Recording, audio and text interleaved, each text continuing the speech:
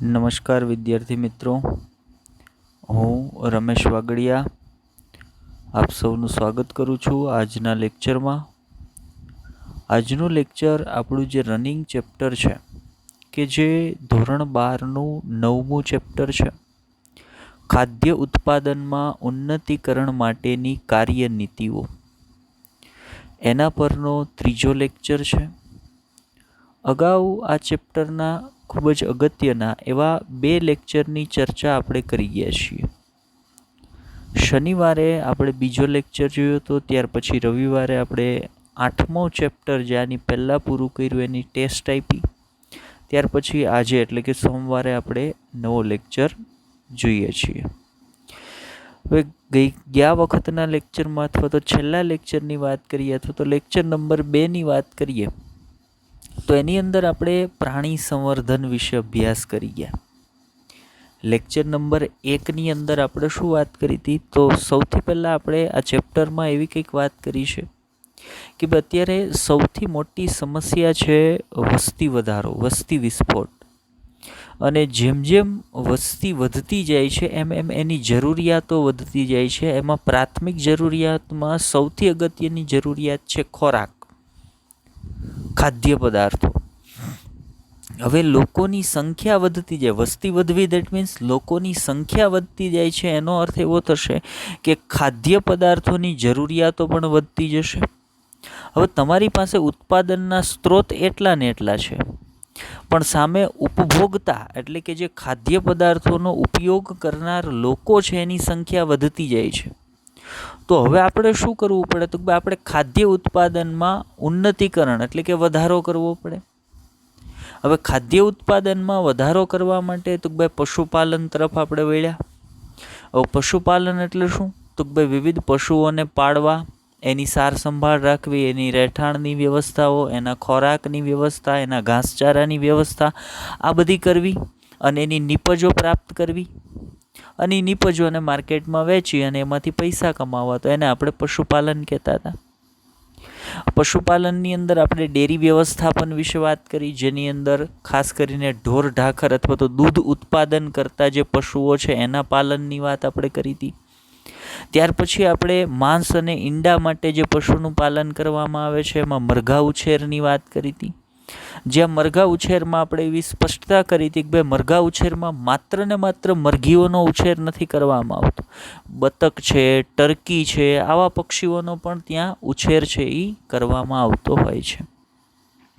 પછી આપણે lecture number 2ની અંદર વાત કરી હતી પ્રાણી સંવર્ધન વિશે. બરાબર. પહેલાં આપણે પશુપાલનના 2 ભાગ, જેમ કે પશુપાલનમાં ડેરી વ્યવસ્થાપન એક પ્રકારનું પશુપાલન છે, મરઘા ઉછેર એક પ્રકારનું પશુપાલન છે. એ સિવાય પણ પશુપાલનની વિવિધ પદ્ધતિઓ છે, એના વિશે આજના લેક્ચરમાં આપણે ચર્ચા કરીશું. પણ ત્યાર પછી એ 2 પશુપાલનના એક્ઝામ્પલ જોયા પછી એમાં વચ્ચે ક્યાંક આપણે એવી વાત કરતા હતા કે પશુપાલનની અંદર ઉપયોગમાં લેવાતા જે પ્રાણીઓ છે એ હંમેશા કેવા હોવા જોઈએ? તો સારી નસલના, સારી જાતના હોવા જોઈએ, જેથી કરીને સારું ઉત્પાદન અને સારી ગુણવત્તાનું ઉત્પાદન આપણને પ્રાપ્ત થાય. તો સારી નસલ કે સારી જાતિઓ ઉત્પન્ન કરવા માટે આપણે પ્રાણી સંવર્ધનની પદ્ધતિઓ વિશે વાત કરી હતી કે પ્રાણી સંવર્ધન એટલે એવી પ્રક્રિયા અથવા તો એવી પદ્ધતિ કે જેમાં વિવિધ સારા લક્ષણો ધરાવતા સજીવોની પસંદગી કરી એની વચ્ચે સંકરણ કરાવી અને એની સંતતિ સ્વરૂપે સારા લક્ષણ ધરાવતું સજીવ પ્રાપ્ત કરવું, જેમાંથી આપણે વધારે પ્રમાણમાં ઉત્પાદન, સારી ગુણવત્તા ધરાવતું ઉત્પાદન પ્રાપ્ત કરી શકીએ. અને એ જે આપણે પ્રાણી સંવર્ધનની વાત કરી એના પેટા પ્રકાર તરીકે આપણે અંતઃ સંવર્ધનની વાત કરી હતી, બહિર સંવર્ધનની વાત કરી હતી. અંતઃ સંવર્ધન એટલે નજીકના સંબંધી એક જ જાતના સજીવો વચ્ચે કરવામાં, એક જ જાતના શ્રેષ્ઠ નર અને માદા કે જે 4 થી 6 પેઢી સુધી સતત સંકરણ કરાવવામાં આવે. બહિર સંવર્ધન 2 જુદી જુદી જાતના સજીવો. બહિર સંવર્ધનના 3 પેટા પ્રકાર: બહિર સંકરણ, પર સંવર્ધન, આંતરજાતીય સંવર્ધન. એકની અંદર તો 4 થી 6 પેઢી સુધી જેના પૂર્વજો સમાન ન હોય એવા એક જ જાતિના શ્રેષ્ઠ નર અને માદા વચ્ચે કરાવવામાં આવતું સંકરણ હતું. પર સંકરણ 2 જુદી જુદી જાતના સજીવો વચ્ચે. અને આંતરજાતીય સંકરણ બે જુદી જુદી જાતિના સજીવો વચ્ચે કરવામાં આવતું સંકરણ. તો મતલબ સારી નસલ કે સારી સુધારેલી જાતો બનાવવા માટે પ્રાણી સંવર્ધનની આ પદ્ધતિઓની વાત કરી હતી. હવે ઘણી વખત લક્ષણોની સુધારણા માટે તમે આ પ્રકારના પ્રાણી સંવર્ધનની પદ્ધતિનો ઉપયોગ કરો, તેમ છતાં પણ સારી જાતો પ્રાપ્ત કરી શકાતી ન હોય, છતાં પણ થોડીક મુશ્કેલીઓ છે એ સર્જાતી હોય, તો એને દૂર કરવા માટે અમુક બીજા પ્રયોગો, જેના માટે શબ્દ વપરાય છે નિયંત્રિત સંવર્ધનના પ્રયોગો. ઉપર જે આપણે સંવર્ધનની પદ્ધતિઓ જોઈ, એ સિવાયના પ્રાણી સંવર્ધન કરવા માટે કરવામાં આવતા પ્રયોગો, જેને નિયંત્રિત સંવર્ધનના પ્રયોગો કહેવાય. તો એવા પહેલાં આપણે આજના લેક્ચરમાં એવા નિયંત્રિત સંવર્ધનના પ્રયોગો વિશે ચર્ચા કરવાના છીએ, અને ત્યાર પછી આપણે વાત કરવાના છીએ પશુપાલનના બીજા ઉદાહરણો, જેમાં મધમાખી ઉછેર, મત્સ્ય ઉદ્યોગ, આ બધા વિશે ચર્ચા કરવાના છીએ. ચાલો, તો આપણે શરૂઆત કરીએ. મેં તમને કીધું એમ આજના લેક્ચરની આપણે શરૂઆત ક્યાંથી કરવાના છીએ? તો ભાઈ આજના લેક્ચરની આપણે શરૂઆત કરવાના છીએ જે નિયંત્રિત સંવર્ધનના પ્રયોગો છે એના પરથી. હવે પહેલો નિયંત્રિત સંવર્ધનનો પ્રયોગ, જો આના દ્વારા પણ તમે સારા લક્ષણો ધરાવતી જાત કે નસલ છે એ ડેવલપ કરી શકો છો. ઉપર પણ આપણે પ્રાણી સંવર્ધનની જે પદ્ધતિઓ જોઈ, એ પ્રાણી સંવર્ધનની પદ્ધતિઓ ઉપરાંતના આ એવા પ્રયોગો છે જેના દ્વારા તમે સારી નસલો અથવા તો સારી જાતના પશુઓ છે એ ઉત્પન્ન કરી શકો છો. હવે એમાં સૌથી પહેલો જે નિયંત્રિત સંવર્ધનનો પ્રયોગ છે એની આપણે ચર્ચા કરીએ. તો સૌથી પહેલો નિયંત્રિત સંવર્ધનનો પ્રયોગ જે આપણને NCERTની અંદર પણ આપેલો છે એ કયો છે? તો ભાઈ એ છે કૃત્રિમ વીર્યસેચન અથવા તો આર્ટિફિશિયલ ઇન્સેમિનેશન. હવે ઇન્સેમિનેશન અથવા વીર્યસેચન આ શબ્દ આપણા માટે નવો નથી. કારણ કે આપણે જ્યારે માનવીમાં પ્રજનન ભણ્યા, પછી પ્રાજનનિક સ્વાસ્થ્ય ભણ્યા, એની અંદર આ શબ્દથી એક વખત પરિચિત થઈ ચૂક્યા છીએ. Artificial insemination. ઇન્સેમિનેશનનો અર્થ શું થાય? ઇન્સેમિનેશનનો અર્થ થાય નર પ્રાણી દ્વારા પોતાના સહાયક નર પ્રજનન અંગની મદદ વડે પોતાના શુક્રકોષોને અથવા તો પોતાના વીર્યને માતૃ પ્રજનન તંત્રમાં દાખલ કરવાની ક્રિયાવિધિ, એને આપણે વીર્યસેચન અથવા તો ઇન્સેમિનેશન તરીકે ઓળખતા હતા. એ આપણે ત્યાં માનવીમાં પ્રજનન વખતે ભણ્યા હતા. હવે અહીંયા આપણે શું કહીએ છીએ? અહીંયા કૃત્રિમ વીર્યસેચનની વાત, આર્ટિફિશિયલ ઇન્સેમિનેશનની વાત કરીએ છીએ. તો અહીંયા વિવિધ પ્રકારના સંવર્ધક એટલે એવા યંત્રો કે જેની મદદ વડે તમે શ્રેષ્ઠ લક્ષણ ધરાવતું કોઈ નર પશુ છે, ઉદાહરણ તરીકે તમે ગાયની વાત કરતા હોય તો આંખલો, શ્રેષ્ઠ લક્ષણ ધરાવતો આંખલો, અથવા તો જે આપણને પસંદના જે લક્ષણો છે અથવા તો આપણા જે ઈચ્છિત લક્ષણો છે, એના માટે પર્ટિક્યુલર શબ્દ આપણે શું વાપરીએ કે આપણા ઈચ્છિત લક્ષણ ધરાવતો જે નર પ્રાણી છે, જેને આપણે ગાય માટે વાત કરતા હોય તો આંખલો કહીએ, અથવા તો ભેંસ માટે વાત કરીએ છીએ તો પાડો કહીએ. તો એવા ઈચ્છિત લક્ષણ ધરાવતા નર પ્રાણીનું પહેલાં શું કરવામાં આવે? તો ભાઈ એનું વીર્ય છે એને એકત્રિત કરવામાં આવે, એટલે કે એના શુક્રકોષોને એકત્રિત કરવામાં આવશે. પછી એવું યંત્ર કે જેને સંવર્ધક કહેવાય, કે જેની મદદ વડે એકત્રિત કરેલ શ્રેષ્ઠ જે નર પ્રાણી હતું એના વીર્યને તમે માતૃ પ્રજનન તંત્રની અંદર દાખલ કરી શકો, એવું યંત્ર કે જેના દ્વારા કૃત્રિમ રીતે, ધ્યાનથી સાંભળજો હું જે કહું છું, કે તમે પ્રાપ્ત કરેલ જે નર પ્રાણીના શુક્રકોષો છે એને તમે જે યંત્ર વડે કૃત્રિમ રીતે માતૃ પ્રજનન તંત્રમાં દાખલ કરો ને, એ યંત્રને, એ મશીનને આપણે સંવર્ધકો કહેવાય. તો હવે યાદ રાખજો, સંવર્ધક શબ્દ જ્યાં વાપરું ને, તો આપણે શું કહીએ છીએ કે કૃત્રિમ વીર્યસેચન એટલે તો ભાઈ શ્રેષ્ઠ નર પ્રાણીના એકત્રિત કરેલા શુક્રકોષોને વિવિધ સંવર્ધકોની મદદ વડે કૃત્રિમ રીતે માતૃ પ્રજનન તંત્રમાં દાખલ કરવાની ક્રિયાવિધિ, એને શું કહેવાય? તો ભાઈ એને કૃત્રિમ વીર્યસેચન અથવા તો આર્ટિફિશિયલ ઇન્સેમિનેશન તરીકે ઓળખવામાં આવે. ઘણી વખત એવું થતું હોય કે પરસંવર્ધન કે પરસંવર્ધન, બહિર્સંકરણ કે આંતરજાતીય સંકરણ આપણે કરાવતા હોય ત્યારે એની અંદર મુશ્કેલીઓ સર્જાતી હોય. તો એ મુશ્કેલીઓનું નિવારણ કરવા માટે વૈજ્ઞાનિકોએ આ પ્રકારની એક સંવર્ધનનો નિયંત્રિત સંવર્ધનનો પ્રયોગ છે એ તૈયાર કર્યો, જેના દ્વારા પણ કૃત્રિમ સંવર્ધન છે એ કરાવી શકાતું હોય. ચાલો, તો આર્ટિફિશિયલ ઇન્સેમિનેશન એટલે શું છે એ હવે આપણે સમજી લીધા. આગળ જોઈએ એનસીઆરટી એના માટે થિયરી પોર્શન. આકૃતિમાં પણ તમને બહુ સ્પષ્ટ રીતે દેખાય છે કે એક ડૉક્ટર છે એ પોતાની પાસે જે યંત્ર છે સંવર્ધક, એની મદદ વડે માતૃ પ્રાણીના શરીરની અંદર શ્રેષ્ઠ નર જે ઈચ્છિત લક્ષણ ધરાવતો નર હતો એનું જે એકત્રિત કરેલું વીર્ય હતું એને સંવર્ધકની મદદ વડે માતૃ પ્રજનન તંત્રની અંદર દાખલ કરે છે. તો એ જ ઘટનાને આપણે શું કહીએ તો ભાઈ એને આર્ટિફિશિયલ ઇન્સેમિનેશન તરીકે ઓળખવામાં આવે. ચલો, એનસીઆરટીએ પણ આનો ઉલ્લેખ કર્યો છે. તો શું કહે છે એનસીઆરટી નિયંત્રિત સંવર્ધનના પ્રયોગો? એમાં પહેલો પ્રયોગ હતો કૃત્રિમ વીર્યસેચન. ચાલો જોઈએ. તો મેં તમને કીધું એમ આજના લેક્ચરમાં આપણે પહેલાં વાત કરવાના છીએ નિયંત્રિત સંવર્ધનના પ્રયોગો પર. અને એમાં પહેલો જે પ્રયોગ આપણે જોવાના છીએ એ કયો છે તો ભાઈ એ છે આર્ટિફિશિયલ ઇન્સેમિનેશન અથવા તો કૃત્રિમ વીર્યસેચન. તો નિયંત્રિત સંવર્ધનનો પ્રયોગ કૃત્રિમ વીર્યસેચન દ્વારા કરવામાં આવે છે એવું તમે કહી શકો. કૃત્રિમ વીર્યસેચન એટલે શું? તો સમજો, સંકરણ માટે પસંદ કરેલ નરનું વીર્ય અથવા તો શુક્રકોષો, બંને શબ્દ આપણે વાપરી શકીએ કેમ કે શુક્રકોષો યુક્ત પ્રવાહીને જ આપણે વીર્ય તરીકે ઓળખીએ છીએ. તો પસંદ કરેલ નરનું વીર્ય પસંદ કરેલ માદાના પ્રજનન માર્ગમાં સંવર્ધક દ્વારા દાખલ કરવામાં આવે છે. એ ઘટનાને શું કહેવાય? એને જ કૃત્રિમ વીર્યસેચન અથવા તો આર્ટિફિશિયલ ઇન્સેમિનેશન તરીકે ઓળખવામાં આવે છે. આગળ જે વાત આપણે તમને સ્લાઇડમાં સમજાવી એ જ વાત કરે છે એનસીઆરટી પણ. જો આગળ જોઈએ, વીર્યનો ઉપયોગ તરત જ, ઓકે, એ એક વાત આપણે આગળ નથી કરી, તો સમજો એનસીઆરટી શું કહે છે એ. તો વીર્યનો ઉપયોગ તમે જે ઈચ્છિત નર છે એની અંદરથી વીર્યને પ્રાપ્ત કરીને તાત્કાલિક પણ એનો ઉપયોગ કરી શકો, અથવા તો જો તમારે એને સાચવીને રાખવું હોય અને પાછળથી ઉપયોગ કરવો હોય, મતલબ થોડાક સમય બાદ ઉપયોગ કરવો હોય ને તો પણ તમે કરી શકો છો. હવે એ કઈ રીતે પોસિબલ બને?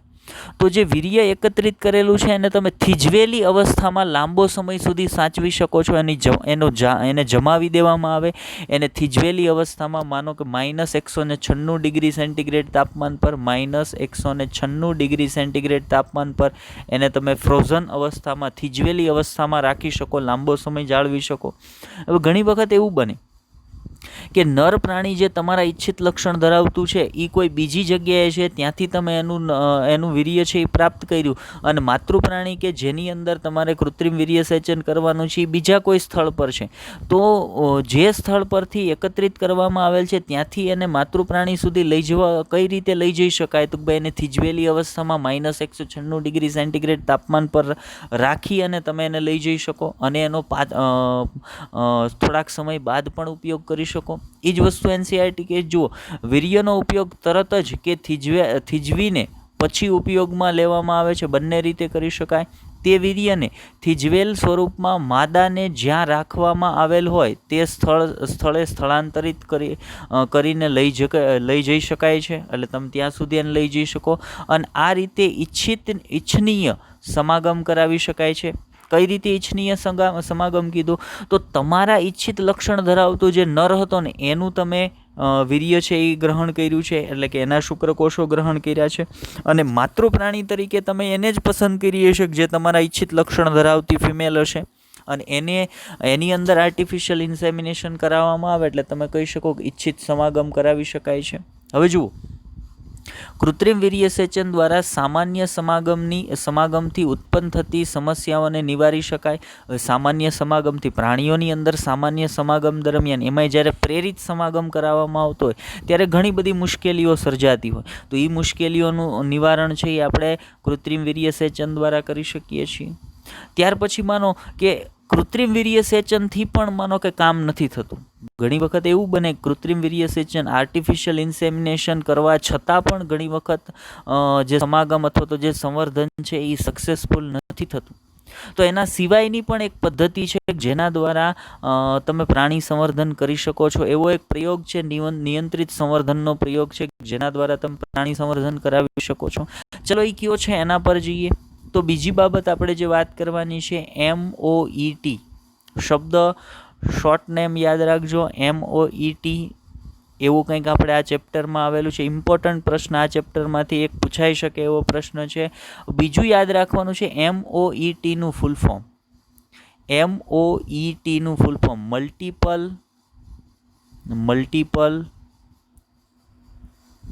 ઓવ્યુલેશન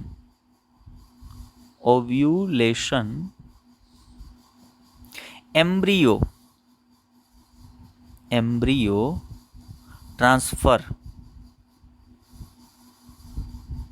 ફરી વખત બોલું છું, MOETનું પૂરું નામ થાય છે M for multiple, O for ovulation, E for embryo અને T for transfer. Multiple ovulation embryo transfer. આ પણ એક પ્રકારનો નિયંત્રિત સંવર્ધનનો પ્રયોગ છે. ચલો આમાં શું હોય સમજીએ કે ભાઈ MOET એટલે કે મલ્ટિપલ ઓવ્યુલેશન એમ્બ્રિયો ટ્રાન્સફરની અંદર ખરેખર શું કરવામાં આવે છે. તો જુઓ, અહીંયા એક શ્રેષ્ઠ લક્ષણ ધરાવતો નર છે અથવા તો ઈચ્છિત લક્ષણ ધરાવતો જે નર છે એને પસંદ કરવામાં આવે. ઈચ્છિત લક્ષણ ધરાવતી જે માદા પ્રાણીને પસંદ કરવામાં આવે છે. હવે જુઓ, આ પણ આમ જોવા જઈએ તો એક પ્રકારની કૃત્રિમ સંવર્ધનની પદ્ધતિ છે એમ તમે કહી શકો. હવે આમાં શું કરવામાં આવશે, તો આમાં જે માતૃ પ્રાણી તરીકે જેને પસંદ કરવામાં આવેલો છે એને અમુક નિશ્ચિત પ્રકારના અંતઃસ્ત્રાવોની સારવાર આપવામાં આવશે. કયા પ્રકારના અંતઃસ્ત્રાવની સારવાર? તો એક અંતઃસ્ત્રાવ છે FSH. FSHનું પૂરું નામ આપણને બધાને આવડતું હોવું જોઈએ. FSHનું પૂરું નામ થાય છે follicle stimulating hormones. Follicle stimulating hormones એક પ્રકારનો જાતીય અંતઃસ્ત્રાવ છે જે જાતીય ગ્રંથિ એટલે કે શુક્રપિંડ અને અંડપિંડની આપણે વાત કરીએ એની અંદરથી સ્ત્રવતો અંતઃસ્ત્રાવ છે ફોલિકલ સ્ટિમ્યુલેટિંગ હોર્મોન્સ. તો હવે જેની વચ્ચે મલ્ટિપલ ઓવ્યુલેશન એમ્બ્રિયો ટ્રાન્સફર કરવાનું હોય ત્યારે શું કરવામાં આવે, તો કે ભાઈ શ્રેષ્ઠ લક્ષણ ધરાવતો નર છે એને પસંદ કરવામાં આવે. માનો આ શ્રેષ્ઠ લક્ષણ ધરાવતો નર અથવા તો આપણા ઈચ્છિત લક્ષણ ધરાવતો નર પસંદ કર્યો. અહીંયા ઈચ્છિત લક્ષણ ધરાવતી માદા છે એને પસંદ કરવામાં આવે.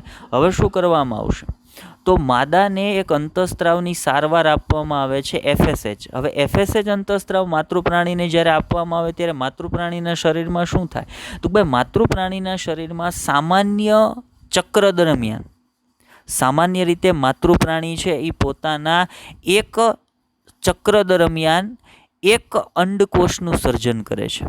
સામાન્ય ચક્ર દરમિયાન માતૃ પ્રાણી છે એ એક અંડકોષનું સર્જન કરે છે. પણ જ્યારે તમે એને FSH ફોલિકલ સ્ટિમ્યુલેટિંગ હોર્મોન્સની સારવાર આપો ત્યારે એ માતા છે એ એક સાથે 6 થી 8 જેટલા અંડકોષનું એક ચક્રમાં જ્યાં એ એક જ અંડકોષનું સર્જન કરતી હતી એની જગ્યાએ 6 થી 8 અંડકોષોનું સર્જન કરશે. ધ્યાન આપજો, હું જે વાત કરું છું અહીંયા હું પહેલો શબ્દ હું તો મલ્ટિપલ ઓવ્યુલેશન. ઓવ્યુલેશનનો અર્થ થાય અંડ સર્જન. ઓવ્યુલેશનનો અર્થ થાય અંડ સર્જન. બરાબર. તો અહીંયા તમે શું કરાવ્યું, મલ્ટિપલ એટલે ઘણા બધા. સામાન્ય સ્થિતિમાં એક જ અંડકોષનું સર્જન એક ચક્ર દરમિયાન થતું હતું, પણ તમે જ્યારે એ માદાને FSH અંતઃસ્ત્રાવની સારવાર આપી તો એ FSH અંતઃસ્ત્રાવની અસર હેઠળ હવે એ માદાના અંડપિંડમાંથી એક ચક્ર દરમિયાન એકના સ્થાન ઉપર 6 થી 8 જેટલા અંડકોષોનું સર્જન થાય છે. હવે 6 થી 8 જેટલા અંડકોષોનું સર્જન, તમે એને FSHની સારવાર આપી એટલે 6 થી 8 જેટલા અંડકોષોનું સર્જન થશે.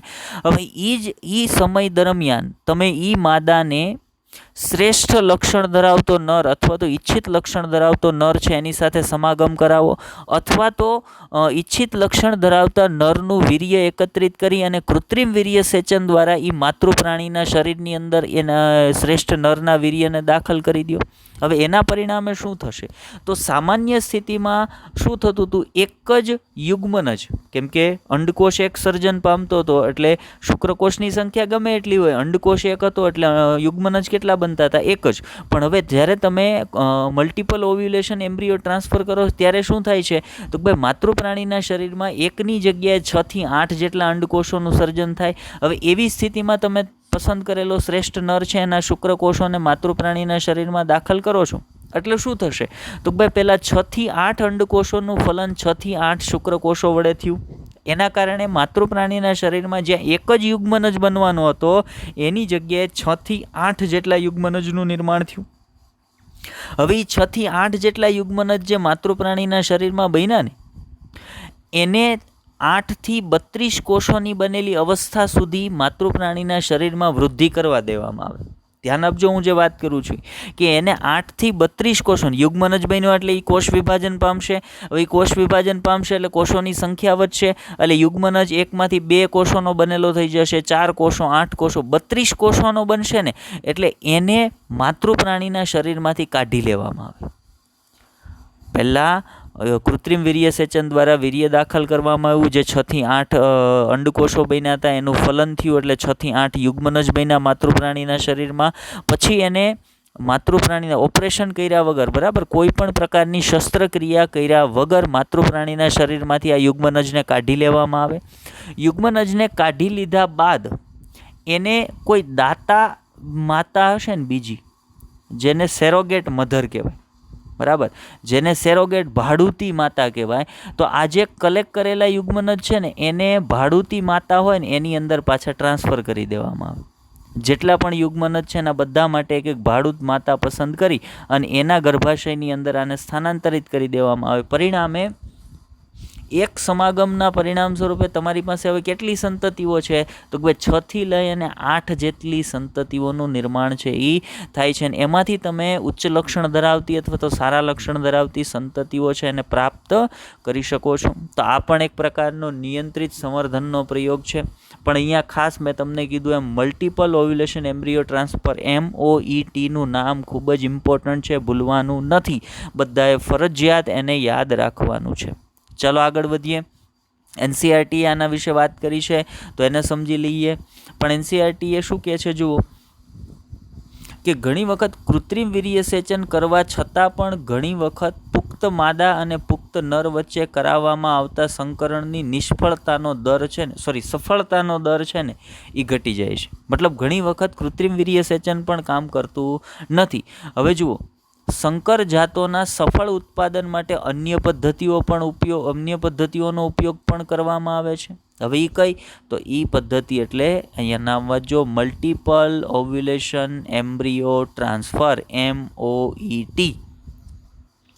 એ એવો કાર્યક્રમ છે જેના દ્વારા ગૌ પશુ સુધારણા કરી શકાય છે. હવે ગૌ પશુ સુધારણા આના દ્વારા કેમ, તો નોર્મલી એક જ સંતતિ બનતી હતી, કેમ કે એક જ અંડકોષ હતો, એટલે એ જે કાંઈ લક્ષણો આવવાની શક્યતા હતી એ જે એમાં આવી, જેમાં જો નબળા લક્ષણો આવ્યા તો નબળા અને જો સારા આવ્યા તો સારા. પણ ત્યાં તમે 6 થી 8 અંડકોષોનું ઉત્પન્ન કર્યા તો એ 6 થી 8માંથી એકાદની અંદર તો સારા જનીનો આવ્યા હશે ને, તો તમે એના દ્વારા ગૌ સુધારણા છે, પશુ સુધારણા છે એને કરી શકો છો. સારી જાતિઓ, સારી નસલો છે એ ડેવલપ કરી શકો છો. આગળ વધીએ. આ પદ્ધતિમાં ગાયને FSH જેવા અંતઃસ્ત્રાવની સારવાર આપવામાં આવે છે, જેથી અંડપુટ્ટિકાઓનું પરિપક્વન પ્રેરાય છે અને વધુ અંડ સર્જન થાય છે. નોર્મલી એક જ હોય, મેં કીધું ને 6 થી 8 જેટલા થઈ જાય છે. ચલો, સામાન્ય રીતે દરેક ચક્રે, એટલે કે એક ચક્રમાં સામાન્ય રીતે દરેક ચક્રે ઉત્પન્ન થતા એક અંડકોષના સ્થાને 6 થી 8 અંડકોષો સર્જાય. જ્યારે તમે FSHની ટ્રીટમેન્ટ આપો ત્યારે પ્રાણીઓને સર્વશ્રેષ્ઠ આખલા સાથે કૃત્રિમ વીર્યસેચન દ્વારા સમાગમિત કરાય છે, બરાબર, કે હવે જેની અંદર ઓવ્યુલેશન થઈ ગયું, 6 થી 8 અંડકોષો બની ગયા છે, એને કૃત્રિમ વીર્યસેચન દ્વારા શ્રેષ્ઠ અથવા તો ઈચ્છિત લક્ષણ ધરાવતો જે આંખલો હોય એની સાથે સમાગમિત કરાવવામાં આવે છે. પછી તો ભાઈ માતૃપ્રાણીના શરીરમાં એના સમાગમના પરિણામે યુગ્મનજ બનશે, કેમ કે શુક્રકોષ દ્વારા અંડકોષનું ફલન થશે, યુગ્મનજ બનશે. હવે એ યુગ્મનજને 8 થી 32 કોષીય અવસ્થાના ફલિત અંડકોષને શસ્ત્રક્રિયા વગર મેળવી અને સરોગેટ અથવા ભાડૂતી માતામાં સ્થળાંતરિત કરવામાં આવે. હવે જો યુગ્મનજ નિર્માણ પામ્યો, એ યુગ્મનજમાં કોષ વિભાજન શરૂ થશે, એ યુગ્મનજ 8 થી 32 કોષોનો બને ને ત્યારે એને શસ્ત્રક્રિયા વગર માતૃપ્રાણીના શરીરમાંથી કાઢી લેવામાં આવે ને એને ભાડૂતી માતા હોય ને એની અંદર ટ્રાન્સફર કરી દેવામાં આવે. આ પદ્ધતિનો ઉપયોગ ઢોર, ઢાખર, સસલા, ભેંસ, ઘોડા વગેરેમાં કરાઈ ચૂક્યો છે. માદાની વધુ દૂધ આપતી જાતો અને ઉચ્ચ ગુણવત્તા, ઓછું મેદવાળું અથવા તો ઉચ્ચ ગુણવત્તાવાળા માંસ આપતા આંખલા વગેરેને સફળતાપૂર્વક સંવર્ધિત કરી શકાય છે આ પદ્ધતિ દ્વારા. જેથી કરીને ટૂંક સમયમાં ટોળું વધે છે. કેમ કે અહીંયા દરેક વખતે, પહેલાંમાં શું હતું, દરેક વખતે એક જ સંતતિ મળશે, પણ અહીંયા દરેક વખતે તમારી પાસે 8 સંતતિઓ છે. મતલબ સંખ્યા છે એ વધતી જવાની છે. પશુઓની ટોળું છે એનું કદ હંમેશા આ પદ્ધતિના ઉપયોગ દ્વારા વધતું જતું હોય છે. તો આ બંને, પહેલો જે આપણે કૃત્રિમ વીર્યસેચનની વાત કરી અને નિયંત્રિત સંવર્ધન, બીજું આપણે જે વાત કરી મલ્ટિપલ ઓવ્યુલેશન એમ્બ્રિયો ટ્રાન્સફર, આ બંને શું હતા તો ભાઈ એ નિયંત્રિત સંવર્ધનના પ્રયોગો હતા, જેના દ્વારા તમે કોઈ પણ પશુની જાતિ સુધારણા અથવા તો નસલ છે એને સુધારેલા લક્ષણો ધરાવતી નસલમાં પરિવર્તિત કરી શકો છો, એને બનાવી શકો છો. ચાલો આગળ વધીએ. ત્યાર પછી મેં તમને કીધું એમ આજના લેક્ચરમાં એક તો નિયંત્રિત સંવર્ધનના પ્રયોગો વિશે આપણે વાત કરવાની હતી, અને બીજી આજના લેક્ચરમાં આપણે વાત કરવાની છે પશુપાલનના બીજા ઉદાહરણો.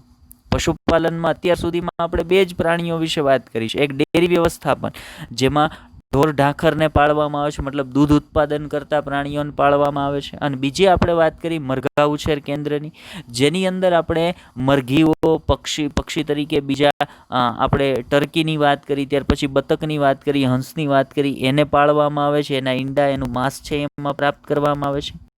આ સિવાય પણ બીજી પશુપાલનની પદ્ધતિઓ છે, જેમાં મધમાખી ઉછેરનો સમાવેશ થાય છે, જેની અંદર મત્સ્ય ઉદ્યોગનો સમાવેશ, મત્સ્ય ઉછેરનો સમાવેશ થાય છે. તો આજે આપણે એના વિશે પણ ચર્ચા કરીશું કે ભાઈ મધમાખી ઉછેર શું છે, મધમાખી ઉછેરના ફાયદાઓ શું છે, કઈ રીતે કરવામાં આવે છે, મધમાખી ઉછેર કરતી વખતે કઈ કઈ બાબતોને ધ્યાનમાં રાખવામાં આવે, ખાસ કરીને કેવી મધમાખીઓને પસંદ કરવામાં આવે છે મધમાખી ઉછેર માટે. આ તમામ બાબતોની ચર્ચા છે અહીંયા મધમાખી ઉછેરની અંદર આપણે કરશું. હવે જુઓ, મધમાખી ઉછેર કઈ રીતે કરવામાં આવે છે એના વિશે આપણે ચર્ચા કરીએ. તો મધમાખી ઉછેર કરવા માટે સૌથી પહેલાં તમારી પાસે, કેમ કે જ્યારે મધમાખીની વાત આવે ત્યારે સૌથી પહેલી આપણને બીક હોય મધમાખીના કરડવાની, બરાબર, કે ભાઈ મધમાખી કરડે તો આપણે બધા જાણતા હોય કે બહુ ભયંકર દુખાવો છે એ થતો હોય છે. અને ઘણા જો માનો મધમાખીના બાઇટથી, સ્ટિંગથી એલર્જીક હોય તો એનું આખું શરીર છે એ સોજી જતું હોય. મારા એક મિત્ર છે, એને જ મધમાખીના બાઇટની એલર્જી છે કે ભાઈ મધમાખીની બાઇટ થાય તો એનું આખું શરીર છે એ એલર્જીક રિસ્પોન્સ છે આપવાનું શરૂ કરી દે. મતલબ મધમાખીના કિસ્સામાં આપણે થોડાક એનાથી ડરતા હોઈએ છીએ, અને એનો સ્ટિંગ, એનો કાંટો છે અથવા તેનો ડંખ છે એ એટલો ભયંકર હોય પણ છે ખરો, બરાબર, ખૂબ તીવ્ર દુખાવો છે એ ઉત્પન્ન કરતો હોય. તો મધમાખી ઉછેર કઈ રીતે કરવામાં આવે તો ભાઈ મધમાખી ઉછેર, બીજી બાબત મધમાખી ઉછેરનો ફાયદો શું, તો મધમાખી ઉછેર કઈ રીતે કરવામાં આવે આગળ એની વાત કરીએ. પહેલાં આપણે વાત કરીએ મધમાખી ઉછેર કયા કારણથી કરવામાં, એનો ફાયદો શું. તો મધમાખી ઉછેરથી 2 ફાયદા છે. એક તો મધ પ્રાપ્ત થાય છે, કે જે ખૂબ જ ઊંચું પોષણ મૂલ્ય ધરાવતો ખોરાકનો ઘટક છે. ફરી વખત સાંભળજો કે પહેલું મધમાખી ઉછેરથી આપણને એક તો પહેલી નીપજ જે એની પ્રાપ્ત થાય છે એ છે મધ, કે જે ખૂબ જ ઊંચું પોષણ મૂલ્ય ધરાવતો ખોરાકનો ઘટક છે. અને બીજી અગત્યની બાબત તમને મધમાખી ઉછેરથી પ્રાપ્ત થાય છે મધનું મીણ, મધમાખીનું મીણ. હવે મધમાખીનું મીણ એટલે શું, તો તમે અહીંયા તમારી સામે જોઈ શકો છો, તમારી સામે જે વસ્તુ તમને દેખાય છે ને, આ એક મધમાખીનો પોળો છે, આ એક મધમાખીનું પોળું છે.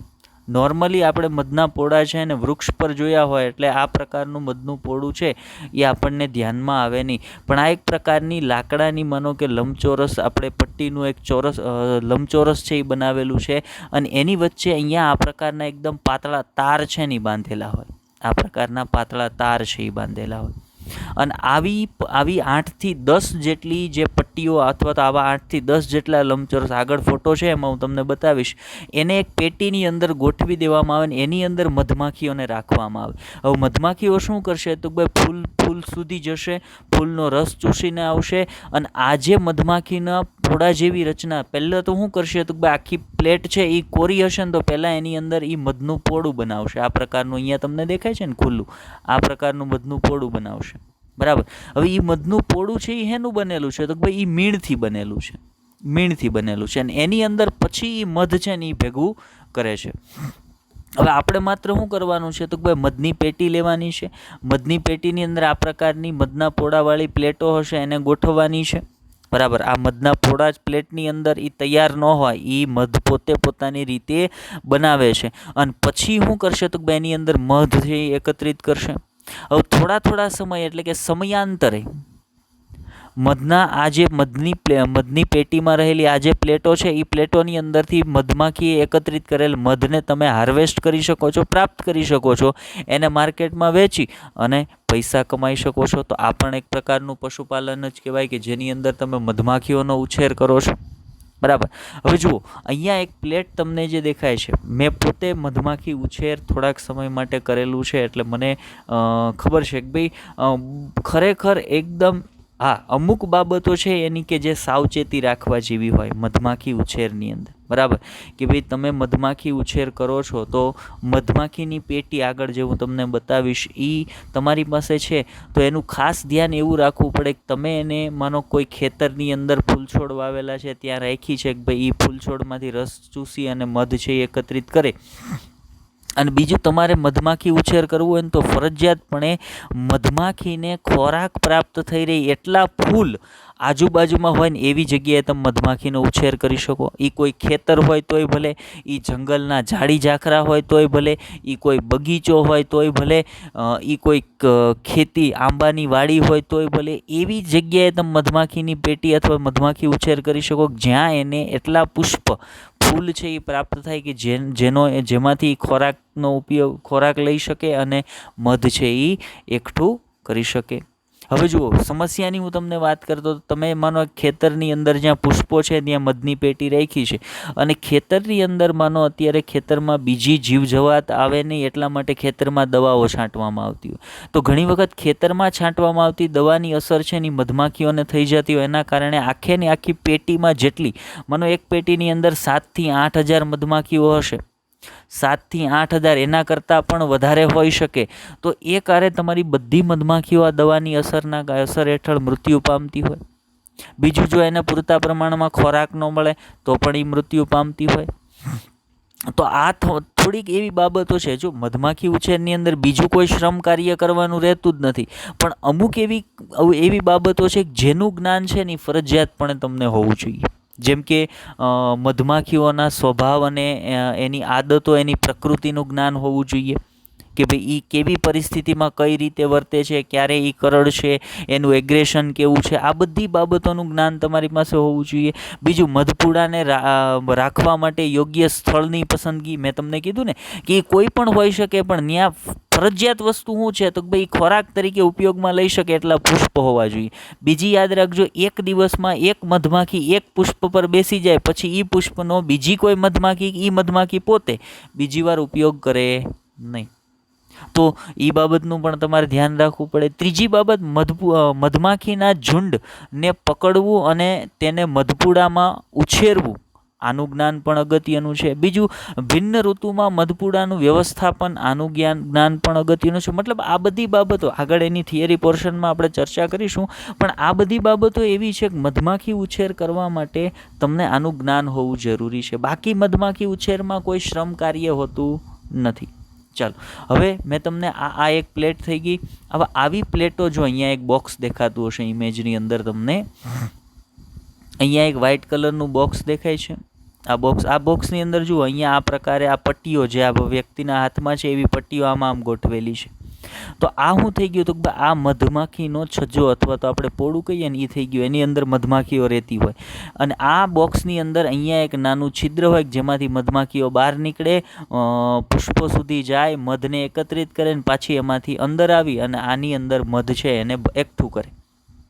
તો આ પ્રકારે તમે આવી પેટીનો ઉપયોગ કરી આ રીતે મધમાખીઓને પાલતું બનાવી મધ ઉછેર કેન્દ્ર પણ ચલાવી શકતા હોય. મધ ઉછેર કેન્દ્રને એપીકલ્ચર તરીકે ઓળખવામાં આવે. યાદ રાખજો, ઇંગ્લિશ વર્ડ છે.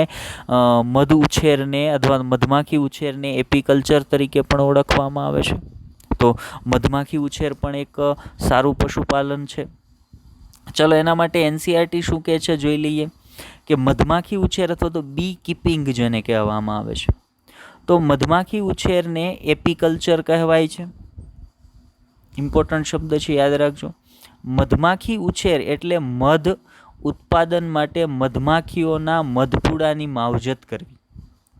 જો બહુ સરસ ટેકનિકલ શબ્દો વાપર્યા છે એનસીઈઆરટીએ કે મધમાખી ઉછેર એટલે શું, તો મધના ઉત્પાદન માટે મધમાખીના મધપૂડાની માવજત કરવી. તમે મધમાખીનો મધપૂડો સાચવશો તો મધમાખી ઓટોમેટિકલી મધપૂડા પર આવશે, એ મધપૂડામાં મધ એકત્રિત કરશે, તમે એ મધપૂડામાંથી મધને એકઠું કરી શકશો. મતલબ તમારે મધપૂડાનું માવજત છે એ કરવાની છે, જેથી કરીને તમે માખીઓનો ઉછેર કરી શકો અને મધ છે એ પ્રાપ્ત કરી શકો.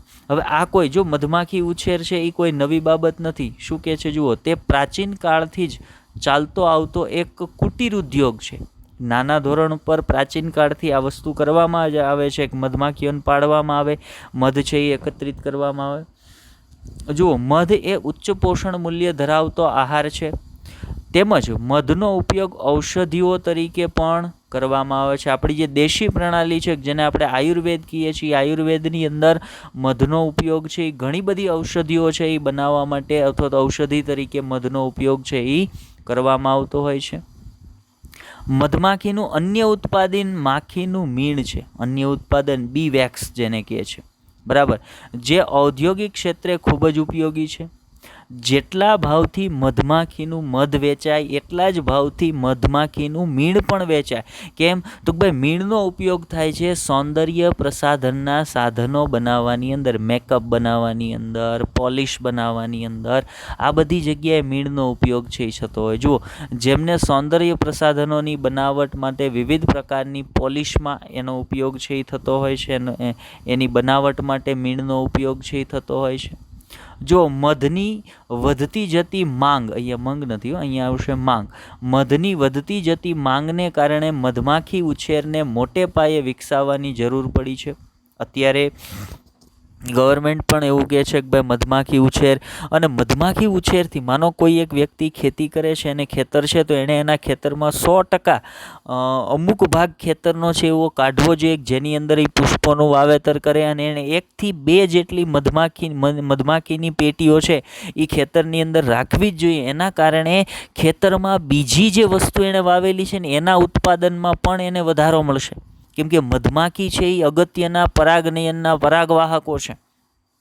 તો મધમાખી જેટલું વધારે પરાગનયન કરાવશે, ઉત્પાદન એટલું જ ખેતરની અંદર વધશે. એટલે કૃષિની અંદર અથવા તો ખેડૂત લોકોએ પોતાના ખેતરની અંદર મધમાખીની પેટી છે એ રાખવી જ જોઈએ. એના બંને ફાયદા છે, એ મધ પણ પ્રાપ્ત કરી શકશે, મધનું મીણ પણ પ્રાપ્ત કરી શકે, અને એને એની ખેતી ઉત્પાદન છે એમાં પણ વધારો છે એ પ્રાપ્ત થશે. આગળ વધીએ. આ વ્યવસાય મોટે પાયે હોય કે નાને પાયે? જો જરૂરી નથી કે આ વ્યવસાય મોટા પાયાનો જ હોય. આ વ્યવસાય મોટા પાયે હોય કે નાના પાયે, તે એક આવકનું સાધન બની ગયું છે. બરાબર, કે વ્યક્તિ નાના ધોરણે માનો એની પાસે એટલો બધો એરિયા નથી તો એ શું કરે છે તો ભાઈ પોતાના ઘરની છત ઉપર મધમાખીની પેટીને રાખે છે. મધમાખી એની રીતે મધની પેટીમાંથી જાય, આજુબાજુમાં જ્યાં પુષ્પો હોય ત્યાંથી પુષ્પનો રસ છે એ એકઠો કરે અને પેટીની અંદર આવીને મધ એકત્રિત કરે. તો એકાદી 2 પેટી ઘરની છત ઉપર રાખવામાં આવે, ખેતરમાં રાખવામાં આવે, કે જંગલના ઝાડી ઝાખરાની નજીક રાખવામાં આવે. તો 1 કે 2 પેટી સંદર્ભમાં તમે જ્યારે મધમાખી ઉછેર કરો છો તો એ નાના પાયાનું વ્યવસાય થયો ને. અથવા તો તમે એક સાથે 1000, 1200, 1500 પેટીઓ એક સાથે મૂકી છે તો એ મોટા પાયાનું ઉત્પાદન થયું ને. તો એ નાના પાયે હોય કે મોટા પાયે હોય, એ એક આવકના સ્ત્રોત તરીકે, આવકના સાધન તરીકે અગત્યનું છે. મધમાખી ઉછેર થાય જ્યાં જંગલી ઝાડીઓ, ફળના બગીચા અને ખેતરોમાં વાવેલ પાક હોય એવા સ્થળોએ મધમાખી ઉછેર કરી શકાય છે. મધમાખીની કેટલીક જાતિઓ ઉછેરી શકાય છે. હવે કેટલીક જાતિઓ ઉછેરી શકાય છે, પણ સૌથી વધારે પ્રિફર કોને કરવામાં આવે છે તો ભાઈ મધમાખીની એક જાતિ છે, ઇમ્પોર્ટન્ટ નામ છે, યાદ રાખજો, એપિસ ઇન્ડિકા. એપિસ ઇન્ડિકા. શું કામ એપિસ ઇન્ડિકાને જ પસંદ કરવામાં આવી? બીજી મધમાખીની એપિસ મેલિફેરા હોય, મેલિફેરા ઇન્ડિકા હોય, બીજી ઘણી બધી મતલબમાં મધમાખીની એપિસ જે મતલબ એપિસ છે એ એની પ્રજાતિ છે. એપિસ પ્રજાતિની બીજી ઘણી બધી મધમાખીઓ હોય જેને પાળી શકાય છે, પણ સૌથી વધારે પ્રિફર કોને કરવામાં આવે છે તો કે ભાઈ એપિસ ઇન્ડિકા. શું કામ એપિસ ઇન્ડિકા? તો કે ભાઈ એક તો એનું ઉત્પાદન ક્ષમતા સારી છે અને બીજું એની એગ્રેશન છે ને એ ખૂબ ઓછું છે. બીજી મધમાખીઓની સરખામણીમાં આ મધમાખી છે ને એ ઓછી એગ્રેસિવ હોય અથવા તો ઓછી ગુસ્સાવાળી હોય, બરાબર. એટલા માટે આ મધમાખીઓને મુખ્યત્વે પ્રિફર કરવામાં આવે. મધના પૂડાને ઘરના આંગણામાં, વંડામાં, છત ઉપર પણ તમે ઉછેરી શકો છો. મધમાખી ઉછેર શ્રમિક કાર્ય હોતું નથી. મેં કીધું ને આગળ, મધમાખી ઉછેર કોઈ શ્રમિક કાર્ય નથી. હા, અમુક નિશ્ચિત બાબતોનું જ્ઞાન છે એ મધમાખી ઉછેર કરવા માટે તમારી પાસે હોવું જોઈએ. બાકી મધમાખી ઉછેરની અંદર કોઈ એટલું શ્રમ કાર્ય હોતું નથી. હા, ધ્યાન, ચોકસાઈ ખૂબ જ રાખવી પડે, ધ્યાન ખૂબ જ છે એ રાખવું પડતું હોય છે. મધમાખી ઉછેર, જો અહીંયા મેં તમને કીધું જ્ઞાન થોડીક બાબતોનું હોવું જરૂરી છે. જો મધમાખી ઉછેર એક સરળ વ્યવસાય છે, છતાં તેના માટે કેટલુંક વિશિષ્ટ જ્ઞાન જરૂરી છે, જે માટે કેટલીક સંસ્થાઓ આ ક્ષેત્રે શિક્ષણ પ્રદાન કરે છે. હવે જો અહીંયા લખ્યું છે કે ભાઈ મધમાખી ઉછેર એક સરળ વ્યવસાય છે, પણ હું એવું માનતો નથી. હા, એ ન થઈ શકે એવી વાત નથી, પણ મધમાખી ઉછેર એ થોડીક મહેનતવાળી પ્રક્રિયા છે. કારણ મેં એક વખત કરેલું છે. મારી પાસે એક મધમાખીની પેટી હતી, એટલે મને ખબર છે કે એની માવજત કરવામાં ખૂબ જ મહેનત છે એ પડતી હોય. હા, તમારી પાસે પોતાનું ખેતર છે, ખેતરની અંદર તમે એવા પાક વાવો છો કે જેની અંદર પુષ્કળ સંખ્યામાં પુષ્પો આવવાના છે, તો તમારા માટે એ મુશ્કેલ નથી. પણ જ્યારે તમારી પાસે ખેતર નથી, જ્યારે તમારી પાસે એવી કોઈ વ્યવસ્થા નથી કે જ્યાં તમે મધમાખીઓને રાખી શકો, જ્યાંથી મધમાખીઓ છે એ પુષ્પમાંથી પોતાનો ખોરાક છે એ પ્રાપ્ત કરી શકે, તો એવી સ્થિતિમાં મધમાખી ઉછેર થોડીક મુશ્કેલ પ્રોસેસ છે. ચલો આગળ વધીએ. મધમાખી ઉછેર કરવા માટે તમારી પાસે કેવું જ્ઞાન હોવું જોઈએ? તો સફળ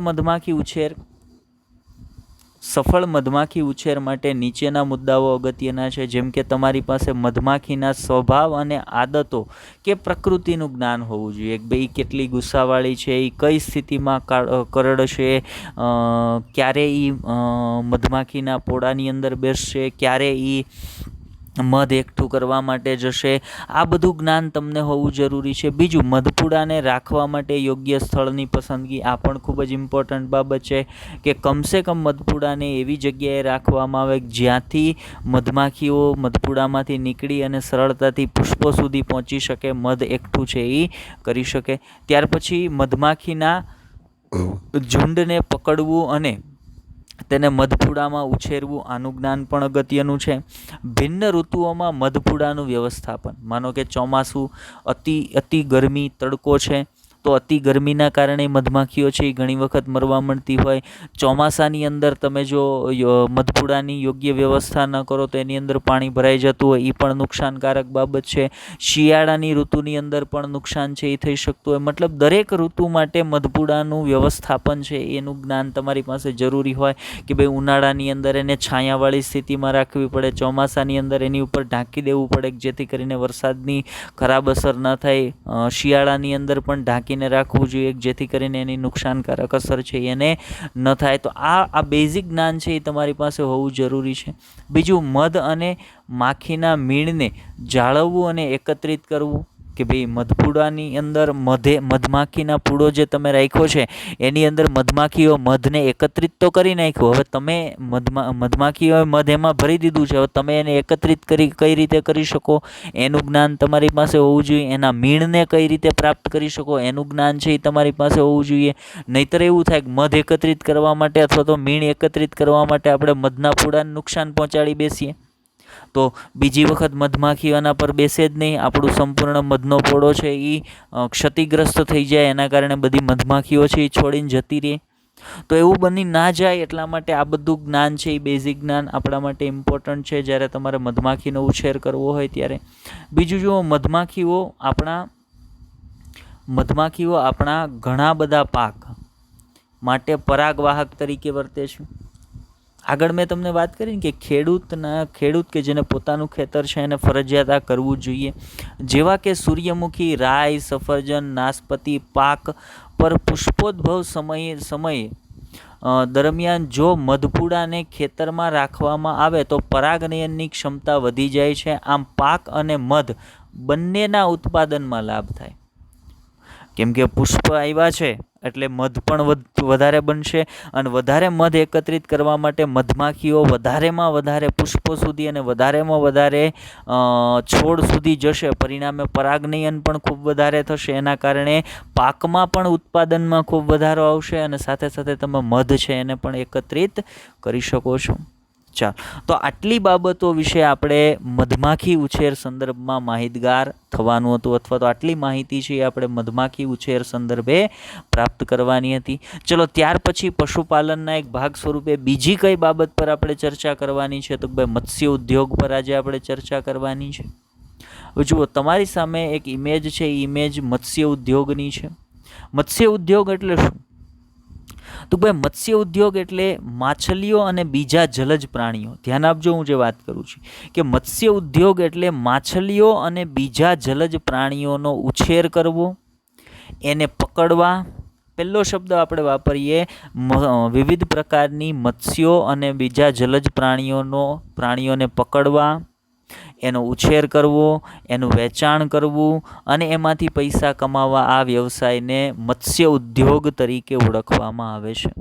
હવે મત્સ્ય ઉદ્યોગની અંદર માત્ર મીઠા પાણીની માછલીઓનો જ મત્સ્ય ઉદ્યોગ થાય એવું જરૂરી નથી. ખારા પાણીની જ માછલીઓનો મત્સ્ય ઉદ્યોગ થાય એવું જરૂરી નથી. ખારા પાણીની અને મીઠા પાણીની બંને મત્સ્યોનો મત્સ્ય ઉદ્યોગ છે એ થઈ શકતો હોય. માનો આપણા જ રાજ્યની કે આપણા દેશની વાત કરીએ તો આપણા દેશમાં ઘણા બધા એવા રાજ્યો છે જેને બોર્ડર ઉપર દરિયા કિનારો છે. તો એ દરિયા કિનારાના જે કાંઈ રાજ્યો છે અથવા તો દરિયા કિનારાના જે કાંઈ શહેરો છે, એના મોટા ભાગના જે લોકો હશે એનો મુખ્ય વ્યવસાય કયો હશે? તો ભાઈ મત્સ્ય ઉદ્યોગ હશે. કે એ સમુદ્રની અંદર પોતાની બોટ લઈને જશે, માછલીઓ પકડશે, એ માછલીઓને લઈ આવશે અને માર્કેટની અંદર વેચી અને એમાંથી પૈસા કમાશે. તો એનો વ્યવસાય છે. કારણ એવું છે કે મત્સ્યો છે ને એ પણ લોકોના ડાયટની, લોકોના ખોરાકની, આહારની એક મુખ્ય ભાગ છે. બરાબર, કે જે નોન વેજીટેરિયન ખોરાક કરે છે એના આહારનો એક મુખ્ય ભાગ મત્સ્યો પણ છે. એ ખારા પાણીની મત્સ્યો હોય કે એ મીઠા પાણીની મત્સ્યો હોય. માનો બીજું મત્સ્યો સિવાયની મત્સ્ય ઉદ્યોગની અંદર આપણે વાત કરીએ તો ઝીંગા છે, પામ્પલેટ છે, પછી કરચલાની વાત કરીએ, ત્યાર પછી આપણે બીજા લોબસ્ટરની વાત કરીએ. આ બધા એવા છે પ્રાણીઓ છે જેને આપણે જલીય અપૃષ્ઠવંશીઓ કહીએ છીએ. એ બધાનો સમાવેશ છે. એ બધાનો ઉછેર, એને પકડવા, એ બધાનો ઉછેર કરવો, એનું વેચાણ કરવું, એમાંથી પૈસા કમાવા, આ બધાનો સમાવેશ છે ને એ મત્સ્ય ઉદ્યોગ, ફિશરીઝની અંદર થતો હોય છે. ચલો આગળ વધીએ. એનસીઆરટી. અને અહીંયા તમારી સામે જે ઇમેજ છે ને, ઇમેજની અંદર તમને દેખાય છે કે એક તળાવની અંદર આ પ્રકારના કૃત્રિમ કુંડ અથવા તો કૃત્રિમ ટાંકા છે એ તૈયાર કરવામાં આવેલા છે. તો આ શેના માટે? તો ભાઈ મત્સ્ય ઉદ્યોગ માટે જ કરવામાં આવેલા છે કે આ ટાંકાની અંદર અહીંયા મત્સ્યોનો ઉછેર છે એ કરવામાં આવતો હોય છે. આ બધા ટાંકાની અંદર મત્સ્યનો ઉછેર છે એ કરવામાં આવે. આની અંદરથી મત્સ્યોને પકડી અને પછી વેચવામાં આવે છે અને એમાંથી પૈસા કમાવામાં આવે છે. માનો દરિયાઈ મત્સ્યોની વાત કરીએ તો લોકો બોટ લઈને દરિયામાં જતા હોય, ત્યાંથી જાળ દ્વારા મત્સ્યોને પકડી આવે છે અને એનું વેચાણ કરે છે. તો એ બધું મત્સ્ય ઉદ્યોગની જ અંદર આવશે. ચલો આગળ વધીએ. મત્સ્ય ઉદ્યોગ, ફિશરીઝ જેને કહેવાય છે, એના સંદર્ભે શું કહે છે એનસીઆરટી? તો કોઈ મત્સ્ય ઉદ્યોગ મત્સ્યો, કવચયુક્ત જલીય અપૃષ્ઠવંશી સજીવો જેમાં સેલફિશનો સમાવેશ થાય છે, અને અન્ય જલીય પ્રાણીઓને પકડવા, પ્રક્રિયા કરવા, વેચાણ કરવા સાથે સંકળાયેલ છે. મત્સ્ય ઉદ્યોગ તો આ બધી બાબતો સાથે સંકળાયેલ છે. આપણી વસ્તીનો મોટો ભાગ મત્સ્ય તેમજ તેની પેદાશો અને અન્ય જલીય પ્રાણીઓ જેવા કે ઝીંગા, કરચલા, લોબસ્ટર, ખાદ્ય છીપ વગેરે પર ખોરાક માટે આધારિત છે. બરાબર, ઘણાના ખોરાકનો ભાગ છે, મેં કીધું ને તમને. હવે મીઠા પાણીની ખાદ્ય મત્સ્યો જેમ કે નામ યાદ રાખજો, કટલા, રોહુ અને સામાન્ય તળાવની માછલીઓ. કટલા, રોહુ સાથે બીજી એક મત્સ્યનું નામ લખી લેજો, મૃગલ. કટલા, રોહુ અને મૃગલ, આને કોમન કાર્પ તરીકે, સામાન્ય તળાવની માછલીઓ તરીકે, કોમન કાર્પ તરીકે ઓળખવામાં આવે છે. એનો સમાવેશ થાય છે. આ ત્રણ કોણ છે? મીઠા પાણીની મત્સ્યો છે, જે ખાદ્ય મત્સ્યો છે, જેનો ખોરાક તરીકે ઉપયોગ થાય છે. એવી મીઠા પાણીની મત્સ્યો કટલા, રોહુ અને મૃગલ, જેને સામાન્ય તળાવની માછલીઓ અથવા તો કોમન કાર્પ તરીકે ઓળખવામાં આવે છે.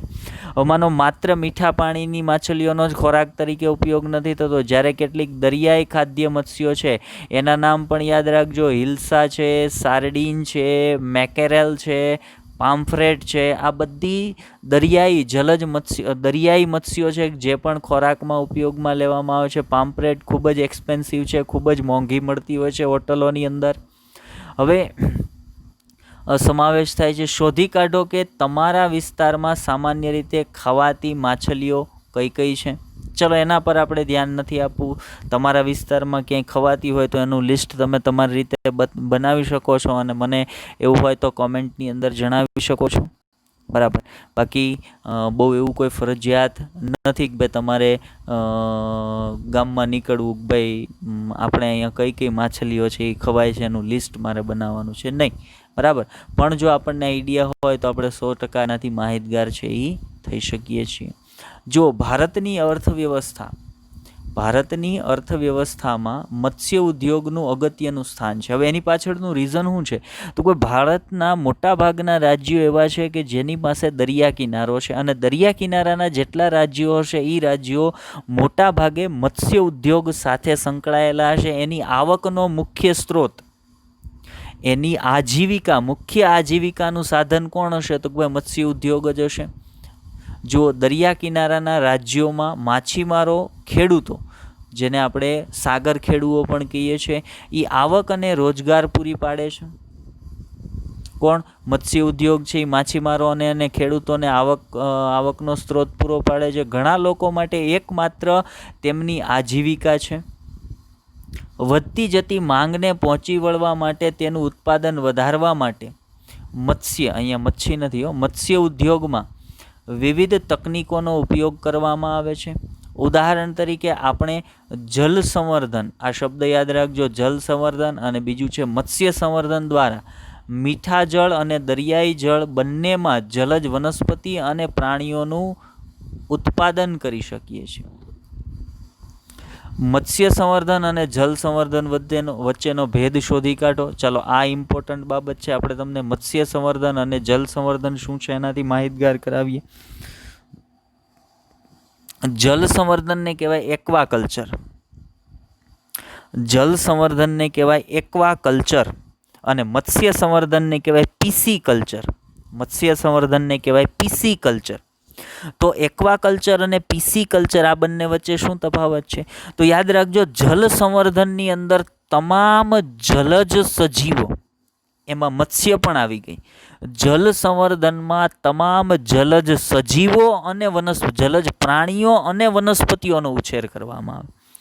જલ સંવર્ધનમાં તમામ જલજ પ્રાણીઓ અને વનસ્પતિઓનો ઉછેર કરવામાં આવે, એને જલ સંવર્ધન કહેવાય. જ્યારે મત્સ્ય સંવર્ધન એટલે કે પીસી કલ્ચર, એમાં માત્ર ને માત્ર મત્સ્યોનો જ ઉછેર કરવામાં આવે.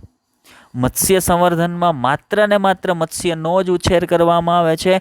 જલ સંવર્ધનમાં જલજ પ્રાણીઓ અને જલજ વનસ્પતિઓ, આ બંનેનો ઉછેર કરવામાં આવે છે. મતલબ જલ સંવર્ધન એ મોટી વાત છે અને મત્સ્ય સંવર્ધન એ નાની વાત છે.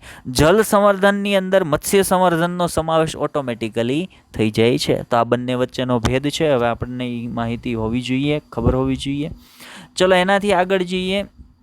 હવે મત્સ્ય સંવર્ધનના કારણે આપણે શું વાત કરીએ છીએ કે જેને કારણે મત્સ્ય ઉદ્યોગ વિકાસ પામ્યો છે, તેમજ ફલ્યો છે. કોની વાત કરીએ છીએ? એક્વાકલ્ચર એટલે કે જલ સંવર્ધન અને મત્સ્ય સંવર્ધનના કારણે મત્સ્ય ઉદ્યોગનો વિકાસ થયો છે, જેનાથી સામાન્ય રીતે દેશની અને સવિશેષ સાગર ખેડૂતોની સારી એવી આવક થઈ છે. હવે આપણે નીલ ક્રાંતિ વિશે વાત કરવા લાગ્યા છીએ. જુઓ, એક શબ્દ તમે સાંભળો તો આગળ, શ્વેત ક્રાંતિ. બરાબર. ડૉક્ટર વર્ગીસ કુરિયન, દૂધની ક્રાંતિ. પછી એક શબ્દ બીજો આપણે આગળ જોશું, હરિત ક્રાંતિ, એટલે કે ખેતી, કૃષિની શરૂઆત. જ્યારે ભારત દેશ આઝાદ થયો ત્યારે ભારત પાસે ખાવા માટે અનાજ ન હતું, અનાજની આયાત બહારથી કરવામાં આવતી હતી અને એ પણ નાખી દેવાનું અનાજ છે એ આપણે અહીંયા આવતું, છતાં આપણે એનો ખોરાકમાં ઉપયોગ કરતા. પછી એ સમયના એક રાજનેતા હતા જેણે એક નારો આપ્યો, જય જવાન જય કિસાન, અને કૃષિની શરૂઆત કરી. અને કૃષિની શરૂઆત સાથે આપણે કૃષિ પ્રધાન દેશ બન્યા અને આપણે અહીંયા કૃષિની શરૂઆત થઈને એ શરૂઆતને આપણે હરિયાળી ક્રાંતિ, ગ્રીન રિવોલ્યુશન તરીકે ઓળખતા હતા. અને પછી એક નારો આવ્યો, જય જવાન જય કિસાન. કારણ કિસાન મુખ્ય ઉત્પાદકો છે, આપણા ખોરાકના તમામ ઘટકો છે એનું ઉત્પાદન કોણ કરે છે? તો કૃષિની અંદરથી ખેડૂતો, કિસાન દ્વારા થાય છે. એટલે પછી જય કિસાનનો નારો છે આવ્યો હતો. હવે હરિત ક્રાંતિ પછી વાત આવી નીલ ક્રાંતિની. નીલ ક્રાંતિ એટલે એને બ્લુ રિવોલ્યુશન કહેવાય.